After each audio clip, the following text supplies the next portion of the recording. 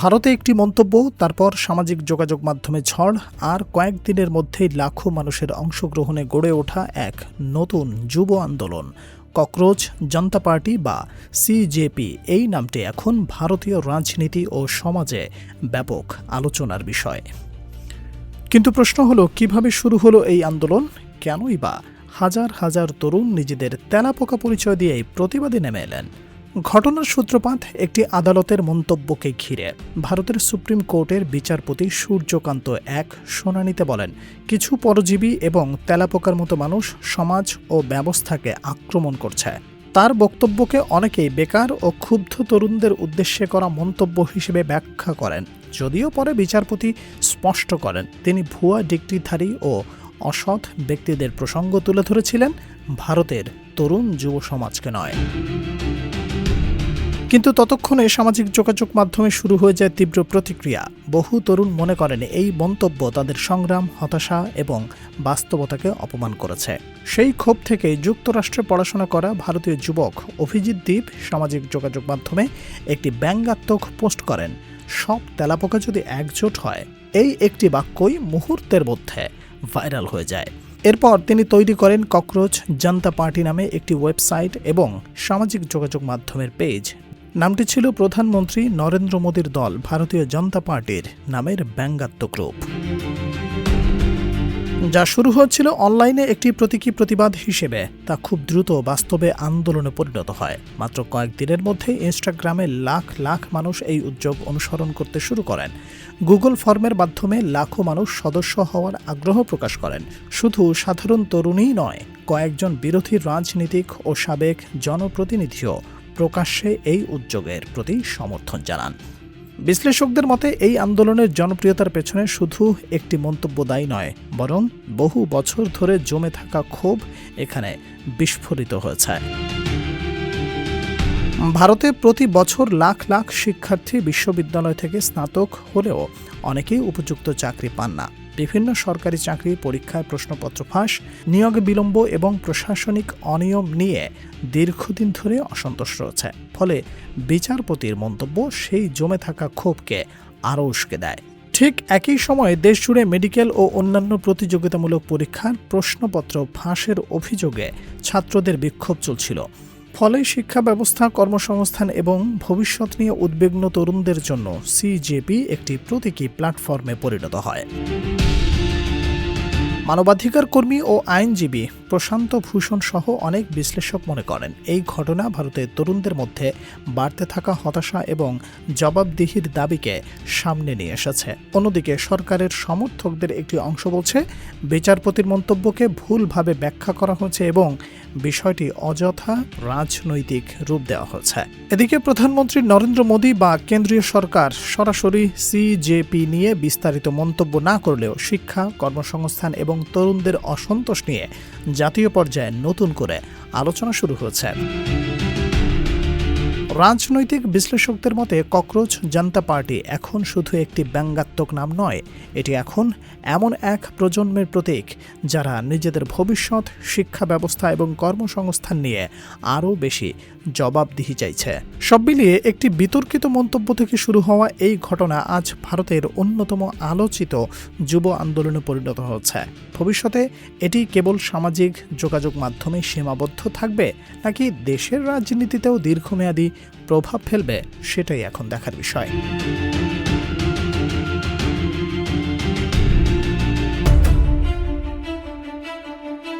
ইরানকে ঘিরে সাম্প্রতিক সামরিক সংঘাতের মধ্যে এবার নতুন করে আলোচনায় এসেছে নিহতের সংখ্যা নিয়ে বিভ্রান্তি।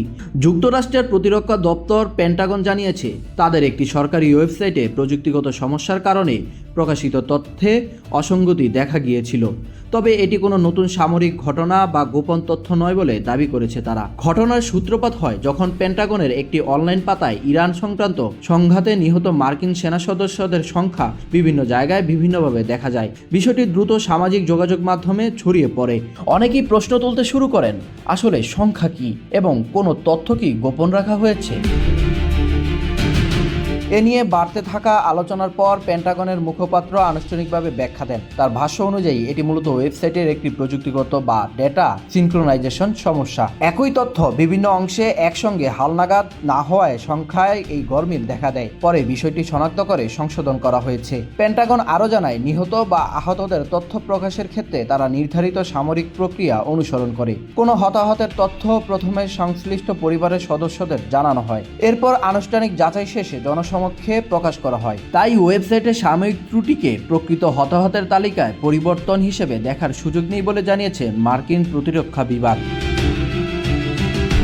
বিশ্লেষকদের মতে যুদ্ধ বা সামরিক সংঘাতের সময় তথ্যের নির্ভুলতা অত্যন্ত গুরুত্বপূর্ণ, কারণ সামান্য একটি সংখ্যাগত অসঙ্গতিও দ্রুত গুজব, বিভ্রান্তি এবং ভুল ব্যাখ্যার জন্ম দিতে পারে। বিশেষ করে সামাজিক যোগাযোগ মাধ্যমে এ ধরনের তথ্য খুব দ্রুত ছড়িয়ে পড়ে, যা জনমনে বিভ্রান্তি তৈরি করতে পারে। এদিকে ইরান ও যুক্তরাষ্ট্রকে ঘিরে চলমান উত্তেজনা এখনও পুরোপুরি প্রশমিত হয়নি। সাম্প্রতিক সপ্তাহগুলোতে উভয় পক্ষে সামরিক প্রস্তুতি, কূটনৈতিক যোগাযোগ এবং আঞ্চলিক নিরাপত্তা নিয়ে আন্তর্জাতিক মহল নিবিড়ভাবে পরিস্থিতি পর্যবেক্ষণ করছে। বিশেষজ্ঞরা বলছেন, এমন পরিস্থিতিতে সরকারি তথ্যের স্বচ্ছতা এবং দ্রুত সংশোধন অত্যন্ত গুরুত্বপূর্ণ। কোনো ভুল বা প্রযুক্তিগত ত্রুটি হলে তা দ্রুত ব্যাখ্যা না করলে আন্তর্জাতিক গণমাধ্যমে এবং সামাজিক যোগাযোগ মাধ্যমে বিভ্রান্তি আরও বাড়তে পারে। পেন্টাগনের এই ব্যাখ্যার পর নিহতের সংখ্যা নিয়ে যে জল্পনা তৈরি হয়েছিল সেটি কিছুটা কমেছে। তবে সামরিক সংঘাতের মতো সংবেদনশীল বিষয়ে তথ্য প্রকাশের ক্ষেত্রে প্রযুক্তিগত নির্ভুলতা নিশ্চিত করার বিষয়টি আরও সামনে এসেছে। সব মিলিয়ে পেন্টাগনের দাবি অনুযায়ী ইরান সংঘাতে হতাহতের সংখ্যা নিয়ে যে অসঙ্গতি দেখা গিয়েছিল তা কোনো নতুন সামরিক ঘটনার ফল নয়, বরং এটি ওয়েবসাইট সংক্রান্ত প্রযুক্তিগত ত্রুটির কারণেই হয়েছিল। তবুও এই ঘটনা দেখিয়ে দিয়েছে আধুনিক তথ্যযুদ্ধের যুগে একটি ছোট প্রযুক্তিগত ভুলও কিভাবে বড় আন্তর্জাতিক আলোচনার বিষয় হয়ে উঠতে পারে।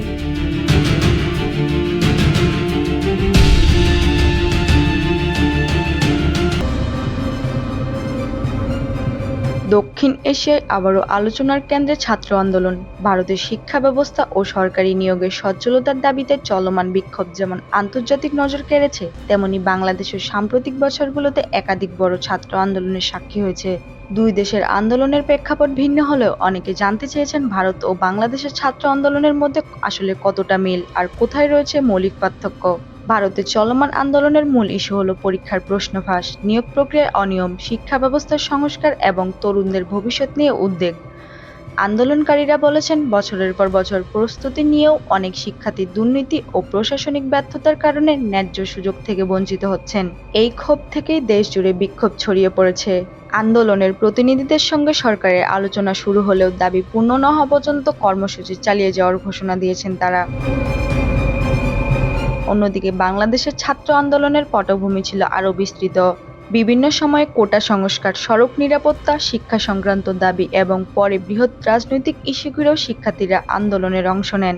ফলে বাংলাদেশের আন্দোলন শুধু শিক্ষা প্রতিষ্ঠানের গণ্ডিতেই সীমাবদ্ধ না থেকে জাতীয় পর্যায়ের আলোচনায় পরিণত হয়। দুই দেশের আন্দোলনের ধরনেও কিছু পার্থক্য রয়েছে। ভারতের সামাজিক যোগাযোগ মাধ্যম ভিত্তিক প্রচারণা, প্রতীকী কর্মসূচি এবং ব্যঙ্গাত্মক ভাষার ব্যবহার ব্যাপকভাবে দেখা গেছে। অন্যদিকে বাংলাদেশের অনলাইন প্রচারণার পাশাপাশি বিশ্ববিদ্যালয় কেন্দ্রিক সংগঠন, গণমিছিল, অবস্থান কর্মসূচি এবং সড়ক অবরোধের মতো কর্মসূচিও গুরুত্বপূর্ণ ভূমিকা পালন করেছে। সরকারের প্রতিক্রিয়ার ক্ষেত্রেও পার্থক্য রয়েছে। ভারতের সরকার আন্দোলনের নেতাদের সঙ্গে আলোচনায় বসেছে এবং শিক্ষা ব্যবস্থার সংস্কারের আশ্বাস দিয়েছে। যদিও আন্দোলনকারীরা বলেছেন, শুধু আশ্বাস নয়, বাস্তব পদক্ষেপই তাদের আন্দোলন থামাতে পারে। অন্যদিকে বাংলাদেশের বিভিন্ন সময় আলোচনা যেমন হয়েছে, তেমনি সংঘর্ষ, আইন শৃঙ্খলা বাহিনীর অভিযান এবং রাজনৈতিক উত্তেজনার ঘটনাও সামনে এসেছে। তবে সবচেয়ে বড় মিল হলো দুই দেশের তরুণদের মূল উদ্বেগ ভবিষ্যৎ। শিক্ষা শেষ হওয়ার পর কর্মসংস্থান, নিয়োগের সচ্ছলতা, সমান সুযোগ এবং রাজনৈতিক জবাবদিহি, এই দাবিগুলো দুই দেশের ছাত্র আন্দোলনের গুরুত্বপূর্ণ অংশ হয়ে উঠেছে। বিশ্লেষকদের মতে দক্ষিণ এশিয়ার নতুন প্রজন্ম আগের তুলনায় অনেক বেশি সংগঠিত এবং যুক্তি নির্ভর। সামাজিক যোগাযোগ মাধ্যমে কয়েক ঘন্টার মধ্যে আন্দোলন দেশ জুড়ে ছড়িয়ে দেওয়া এখন অনেক সহজ হয়েছে। ফলে শিক্ষার্থীদের দাবিও দ্রুত জাতীয় ও আন্তর্জাতিক আলোচনায় উঠে আসছে। তবে একটি বিষয় স্পষ্ট করে বলা জরুরি, ভারত ও বাংলাদেশের রাজনৈতিক ব্যবস্থা, আইন, শিক্ষা কাঠামো এবং সামাজিক বাস্তবতা এক নয়। তাই দুইটি আন্দোলনের লক্ষ্য, পদ্ধতি এবং ফলাফলও এক নয়। সরাসরি তুলনা করার ক্ষেত্রে এই বাস্তবতাগুলো বিবেচনায় আনা জরুরি। সব মিলিয়ে ভারত ও বাংলাদেশের ছাত্র আন্দোলনের পেছনের কারণ আলাদা হলেও একটি বার্তা দুই দেশে স্পষ্ট: তরুণ সমাজ শিক্ষা, কর্মসংস্থান, সচ্ছলতা এবং জবাবদিহি নিয়ে আগে যে কোনো সময়ের তুলনা অনেক বেশি সোচ্চার। এখন নজর থাকবে দুই দেশের সরকার এই দাবিগুলোর জবাবে কী ধরনের পদক্ষেপ নেয় এবং ভবিষ্যতে এই আন্দোলনগুলো কোন দিকে এগিয়ে যায়।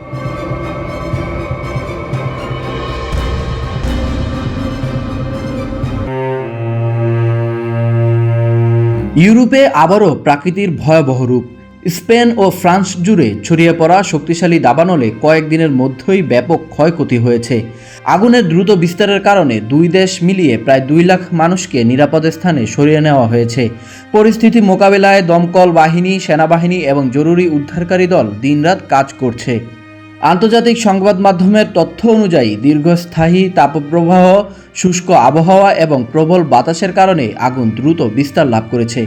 অনেক এলাকায় দাবানল এত দ্রুত ছড়িয়ে পড়েছে যে স্থানীয় বাসিন্দাদের খুব অল্প সময়ের নোটিশে বাড়িঘর ছেড়ে নিরাপদ আশ্রয়ে যেতে হয়েছে।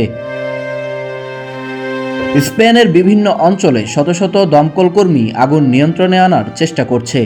আগুন নেভাতে ব্যবহার করা হচ্ছে হেলিকপ্টার, পানিবাহী বিমান এবং ভারী অগ্নি নির্বাপক যান। তবুও কিছু এলাকায় আগুন এখনও নিয়ন্ত্রণের বাইরে রয়েছে বলে জানিয়েছে কর্তৃপক্ষ। অন্যদিকে ফ্রান্সেও পরিস্থিতি অত্যন্ত উদ্বেগজনক। দেশটির দক্ষিণাঞ্চলের বিস্তীর্ণ বনভূমি আগুনে পুড়ে যাচ্ছে। কয়েকটি শহর ও গ্রাম থেকে হাজার হাজার মানুষকে সরিয়ে নেওয়া হয়েছে। অনেক সড়ক বন্ধ করে দেওয়া হয়েছে এবং কিছু এলাকায় বিদ্যুৎ ও যোগাযোগ ব্যবস্থাও সাময়িকভাবে ব্যাহত হয়েছে। কর্তৃপক্ষ জানিয়েছে মানুষের জীবন রক্ষা করাই এখন সবচেয়ে বড় অগ্রাধিকার। তাই যেসব এলাকায় আগুন ছড়িয়ে পড়ার আশঙ্কা রয়েছে সেখানকার বাসিন্দাদের আগাম সরিয়ে নেওয়া হচ্ছে। একই সঙ্গে সাধারণ মানুষকে অপ্রয়োজনীয় ভ্রমণ এড়িয়ে চলার এবং জরুরি নির্দেশনা মেনে চলার আহ্বান জানানো হয়েছে। বিশেষজ্ঞদের মতে ইউরোপে সাম্প্রতিক বছরগুলোতে দাবানলের সংখ্যা এবং তীব্রতা উল্লেখযোগ্যভাবে বেড়েছে। দীর্ঘ তাপপ্রবাহ, কম বৃষ্টিপাত এবং জলবায়ুর পরিবর্তনের প্রভাব বনাঞ্চলকে আরও ঝুঁকিপূর্ণ করে তুলেছে। ফলে ছোট একটি আগুনও খুব দ্রুত বড় আকার ধারণ করছে। এই দাবানলের প্রভাব শুধু পরিবেশেই সীমাবদ্ধ নয়, বহু বাড়িঘর, কৃষিজমি, বনাঞ্চল ক্ষতিগ্রস্ত হয়েছে। পর্যটন শিল্পেও এর নেতিবাচক প্রভাব পড়তে শুরু করেছে। জনপ্রিয় পর্যটন এলাকাগুলোর কিছু অংশ সাময়িকভাবে বন্ধ রাখা হয়েছে এবং বিভিন্ন ফ্লাইট ও সড়ক যোগাযোগও বিঘ্ন ঘটেছে। ইউরোপীয় বিভিন্ন ইউনিয়নের পক্ষ থেকেও ক্ষতিগ্রস্ত দেশগুলোর জন্য সহায়তার আশ্বাস দেওয়া হয়েছে। বিভিন্ন দেশ অতিরিক্ত দমকল কর্মী, অগ্নি নির্বাপক বিমান এবং জরুরি সরঞ্জাম পাঠানোর প্রস্তুতি নিয়েছে, যাতে দ্রুত পরিস্থিতি নিয়ন্ত্রণে আনা যায়। বিশ্লেষকদের মতে এটি শুধু প্রাকৃতিক দুর্যোগ নয়, বরং জলবায়ু পরিবর্তনের ক্রমবর্ধমান প্রভাবের একটি বড় উদাহরণ। প্রতি বছর দাবানলের মৌসুম আরও দীর্ঘ হচ্ছে এবং ক্ষয়ক্ষতির পরিমাণও বাড়ছে। ফলে ভবিষ্যতে এ ধরনের দুর্যোগ মোকাবেলায় আরও উন্নত প্রস্তুতি এবং আন্তর্জাতিক সহযোগিতা প্রয়োজন হবে। সব মিলিয়ে স্পেন ও ফ্রান্সের এই দাবানল ইউরোপের জন্য নতুন এক মানবিক ও পরিবেশগত সংকট তৈরি করেছে। এখন নজর থাকবে আগুন কত দ্রুত নিয়ন্ত্রণে আনা যায় এবং নিরাপদ আশ্রয়ে থাকা লাখো মানুষ কবে নিজেদের বাড়িতে ফিরতে পারে।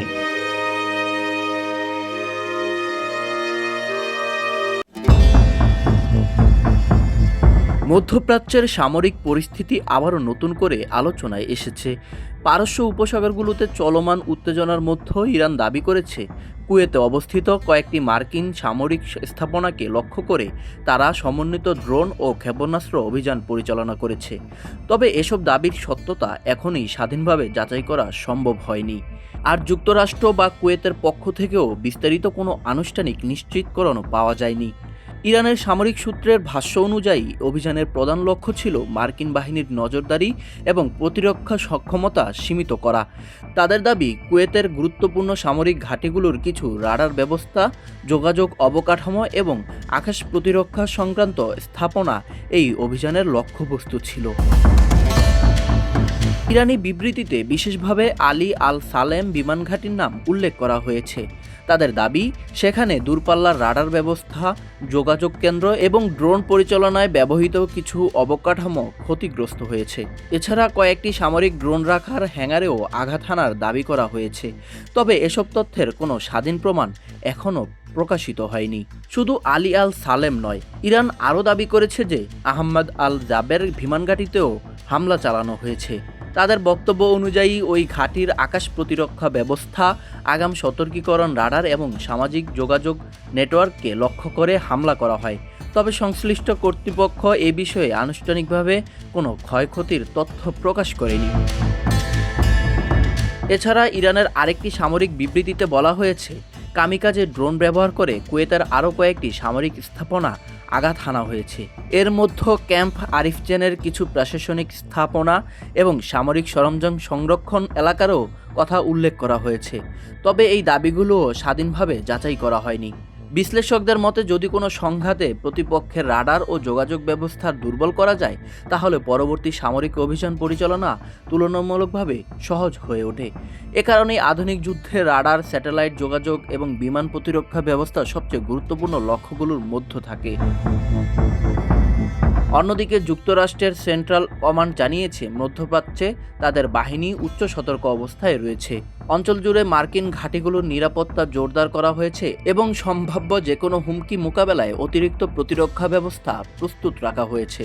তবে ইরানের নির্দিষ্ট হামলার দাবিগুলো সম্পর্কে বিস্তারিত মন্তব্য করা হয়নি। এদিকে সামরিক উত্তেজনার পাশাপাশি অর্থনৈতিক দিক থেকেও উদ্বেগ বাড়ছে, কারণ পারস্য উপসাগর ও হরমুজ প্রণালীকে ঘিরে যে কোনো সংঘাত বৈশ্বিক জ্বালানি সরবরাহে প্রভাব ফেলতে পারে।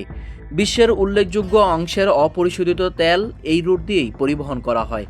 ফলে পরিস্থিতি আরও জটিল হলেও আন্তর্জাতিক বাজারে এর প্রভাব পড়তে পারে। নিরাপত্তা বিশ্লেষকদের মতে, বর্তমান পরিস্থিতিতে সবচেয়ে বড় চ্যালেঞ্জ হলো তথ্য যাচাই। যুদ্ধ পরিস্থিতিতে বিভিন্ন পক্ষ নিজেদের অবস্থান তুলে ধরে নানা দাবি করে থাকে, কিন্তু সব তথ্য তাৎক্ষণিকভাবে স্বাধীনভাবে নিশ্চিত করা সম্ভব হয় না। তাই নির্ভরযোগ্য ও আনুষ্ঠানিক তথ্য প্রকাশ না হওয়া পর্যন্ত এই দাবিকে সতর্কতার সঙ্গে মূল্যায়ন করার পরামর্শ দিচ্ছে তারা।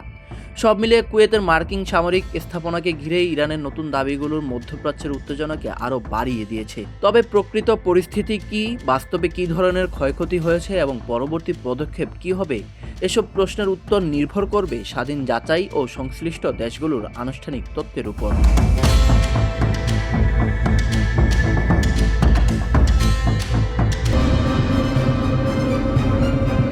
মধ্যপ্রাচ্যের সংঘাত আবার নতুন মোড় নিয়েছে। বিভিন্ন আন্তর্জাতিক সংবাদ মাধ্যমের প্রতিবেদনে বলা হয়েছে, যুক্তরাষ্ট্রের প্রেসিডেন্ট ডোনাল্ড ট্রাম্প ইরানের বিরুদ্ধে আরও বড় ধরনের সামরিক অভিযানের সম্ভাবনা বিবেচনা করেছেন। এর মধ্যে ইরান একটি নতুন যুদ্ধবিরতির প্রস্তাব প্রত্যাখ্যান করেছে বলে একাধিক প্রতিবেদন দাবি করা হয়েছে। তবে এ বিষয়ে এখনও আনুষ্ঠানিক কোনো তথ্য প্রকাশ করা হয়নি।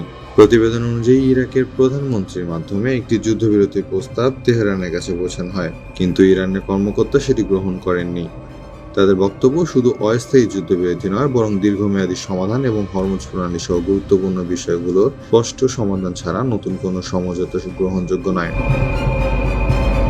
এদিকে প্রেসিডেন্ট ট্রাম্প এক সাক্ষাৎকারে বলেছেন, তিনি ইরানের বিরুদ্ধে ম্যাসিভ অ্যাটাক বা বড় আকারের সামরিক অভিযানের বিষয়টি গুরুত্বের সঙ্গে বিবেচনা করছেন।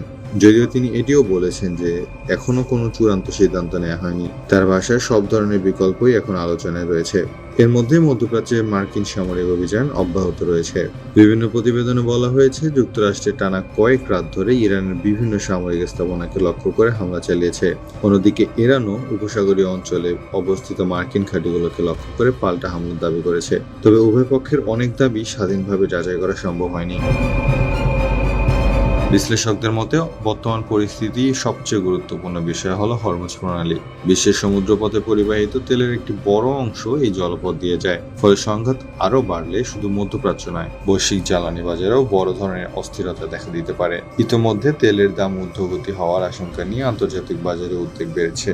এদিকে কাতার, মিশর, পাকিস্তান সহ কয়েকটি দেশ কূটনৈতিক প্রচেষ্টা চালিয়ে যাচ্ছে। তাদের লক্ষ্য নতুন করে যুদ্ধবিরতি কার্যকর করা এবং সংঘাত আরও বিস্তৃত হওয়ার আগেই আলোচনার পথ খোলা রাখা। তবে এখন পর্যন্ত এসব প্রচেষ্টার উল্লেখযোগ্য কোনো অগ্রগতি দেখা যায়নি। নিরাপত্তা বিশ্লেষকদের মতে বর্তমান পরিস্থিতি অত্যন্ত স্পর্শকাতর। একদিকে কূটনৈতিক আলোচনা চলছে, অন্যদিকে সামরিক প্রস্তুতিও অব্যাহত রয়েছে। ফলে যে কোনো নতুন হামলা বা ভুল পদক্ষেপ পরিস্থিতিকে আরো জটিল করে তুলতে পারে। সব মিলিয়ে ইরানের যুদ্ধবিরতি প্রস্তাব প্রত্যাখ্যান এবং ট্রাম্পের সম্ভাব্য বড় সামরিক অভিযানের ইঙ্গিত মধ্যপ্রাচ্যে অনিশ্চয়তা আরো বাড়িয়েছে। আগামী কয়েকদিনের রাজনৈতিক এবং সামরিক সিদ্ধান্তই নির্ধারণ করবে পরিস্থিতি নতুন সংঘাতের দিকে যাবে নাকি আবারও আলোচনার টেবিলে ফিরবে।